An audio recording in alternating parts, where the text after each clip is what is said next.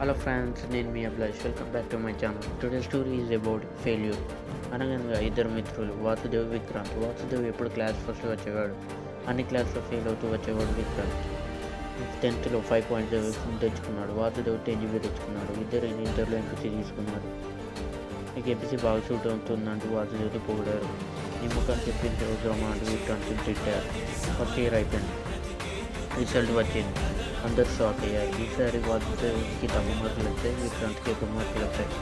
Second ఇయర్లో కూడా అలాగే జరిగింది. దాంతో వాసుదేవ్ని అందరూ చెప్పారు. అప్పుడు వాసుదేవ్ విక్రాంత్ దగ్గరికి వచ్చి, చూడు మిత్రమా, నేను 2 సార్లు ఫెయిల్ అయితేనే నన్ను ఇంతలో తట్టుకోలేకపోతున్నాను. మరి నువ్వు 2 సార్లు ఫెయిల్ అయ్యావు. నేను చాలా రకాలుగా అవమానిస్తుంటాను, నువ్వు ఎలా తట్టుకున్నావు అని అడిగారు. అప్పుడు విక్రాంత్ చెప్పాడు, చూడు మిత్రమా, గెలిస్తే పొగడడం, ఓడితే అవమానించడం ఈ సమాజం అలవాటు. వాళ్ళ మాటలు పట్టించుకుంటూ నీ టైం వేస్ట్ చేసుకోవద్దు, ముందుకు సాగిపోవాలి. గొప్ప గొప్ప హీరోలు, బిజినెస్ మ్యాన్స్, ఆటగాళ్ళు మొదట్లో ఫెయిల్యూర్స్ దాన్ని తట్టుకొని నిలబడి చరిత్రను సృష్టించారు. ఒకటి గుర్తుపెట్టుకో,